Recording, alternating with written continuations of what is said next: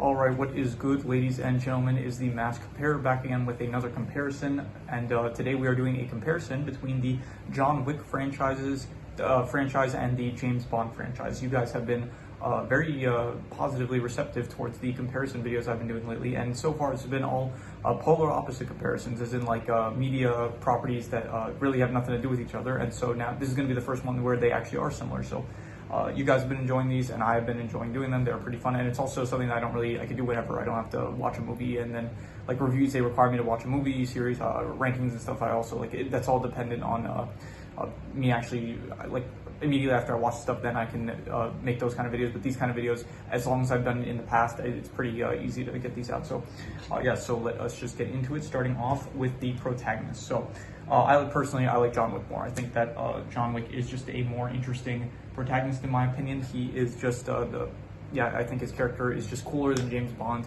and it feels more unique compared to James Bond. Like, there's only been one John Wick, there's been multiple James Bonds, and so John Wick just feels more I think that he as a character is just more interesting, and the struggle he faces compared to James Bond, he's just like he's an agent and he works for the government. James Bond, he has like he got out of this life as a hitman, and then he was forced back into it because of for vengeance, and then ultimately he has to stay in it, like he's trying to get out of life once he's back in. So I think John Wick, the struggle he faces is just more interesting, and so I think that as a protagonist, he is a better protagonist in my opinion.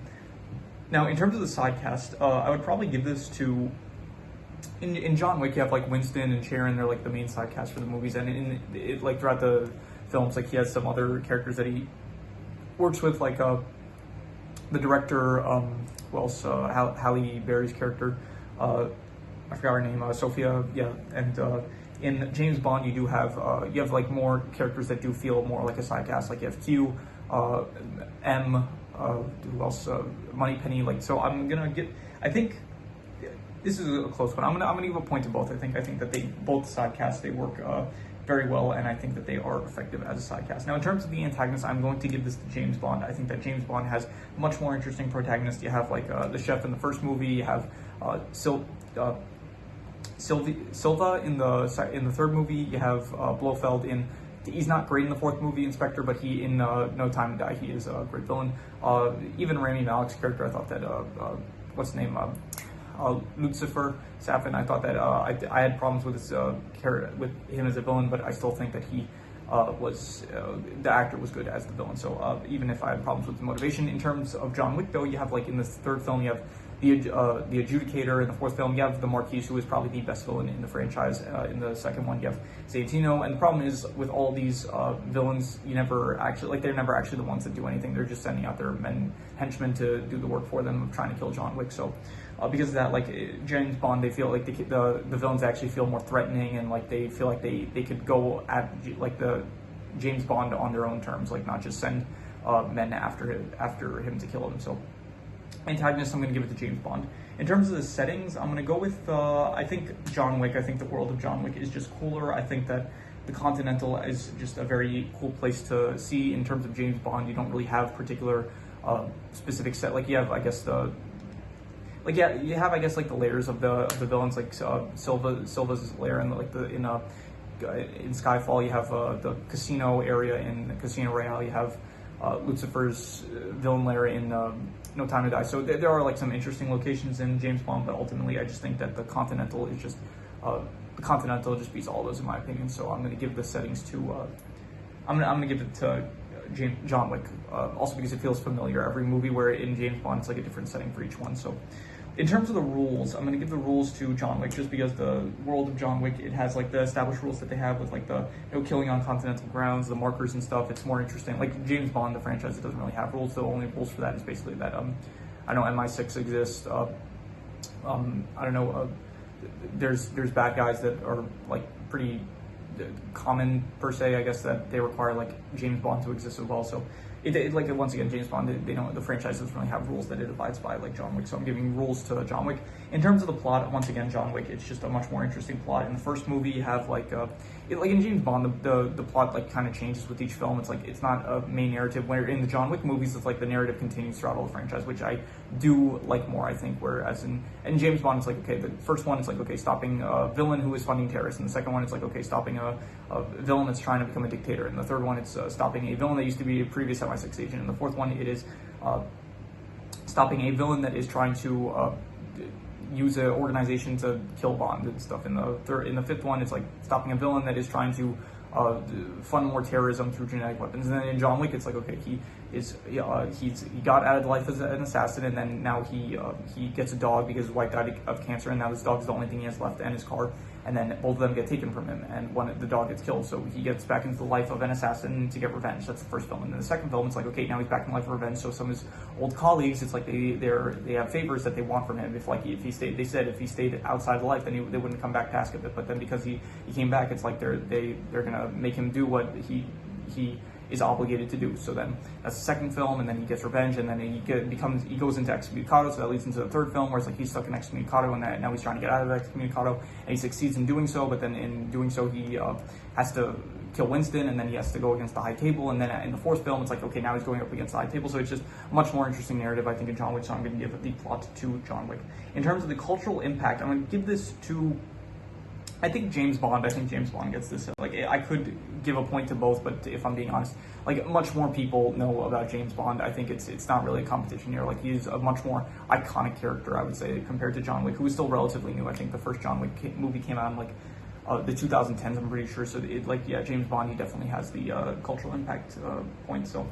In terms of who adults would like more, I feel like more adults would probably like John Wick, to be honest. I think that it is, John Wick feels more mature, when James Bond, it feels more like comic bookish, like cartoonish, I think. Probably, I'm pretty sure James Bond is based off of a comic, I'm pretty sure. So in terms of who kids would like more, I think probably James Bond, just because, once again, because it feels more cartoonish and comic book like that. So I think kids would probably they wouldn't really enjoy either, to be honest, but I think that they would probably find more enjoyment out of James Bond. In terms of who has the cooler clothing, I'm giving this to John Wick, just because his suits in every movie, where it's like he's wearing a nice suit that's like usually bulletproof and stuff, it looks very badass. James Bond, he also has like some nice suits, but it's more of like a secret agent thing, where I prefer like the hitman clothing more than the secret agent clothing. So I'm gonna give the clothing to John Wick.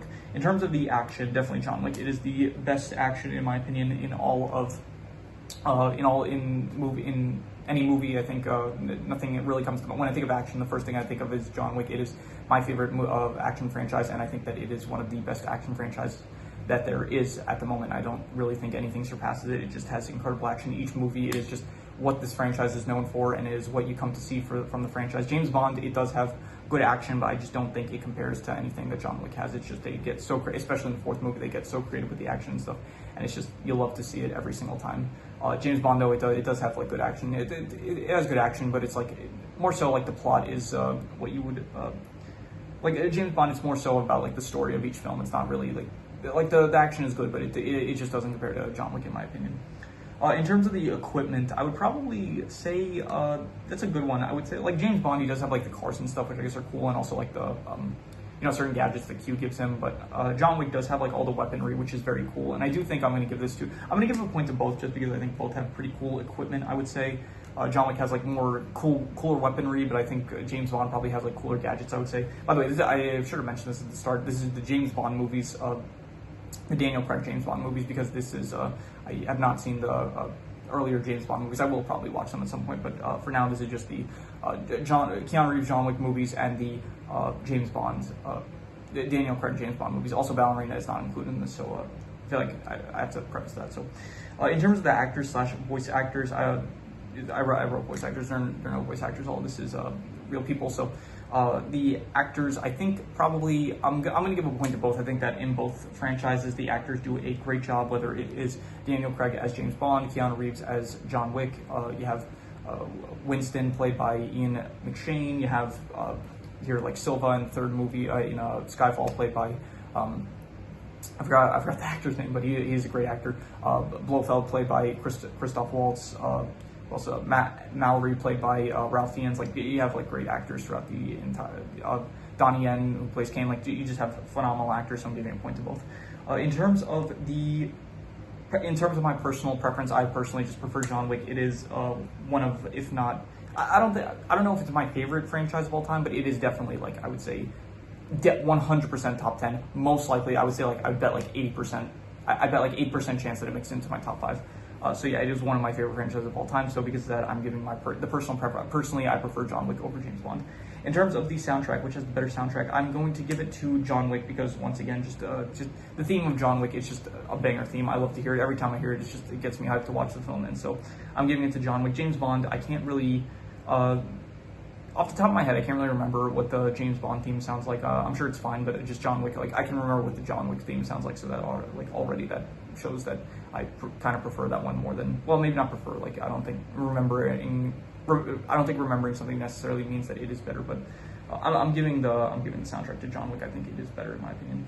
And finally, in terms of the visuals, I think probably I'm gonna give it a John Wick, just because, like, in the third film, you watch the third film of it, like, John Wick Parabellum, and you just see, like, all the rainy skies and stuff, all the beautiful city, like, fights and stuff. It just looks incredible. James Bond also has, like, some it has, like, cool areas and stuff, and there's definitely some nice visuals in the James Bond movies, but I just don't think that it compares to the John Wick films, especially, like, the third film. It's just beautiful visuals. Just, I love to see it. It's one of my favorite films just to watch because it looks so nice, like with the rain and stuff and all the colorful lights and stuff. So definitely visuals. I'm going to give it to John Wick. So the final score comes out to, you have James Bond with a respectful 6 points, and John Wick with, let's see here, 2, 4, 6, 8, 10, 12, 13. So you have 6 points to James Bond, and John Wick winning with 13 points. So John Wick is the winner. It is, in my opinion, the better franchise. So yeah, so I don't really know how to end these videos off, but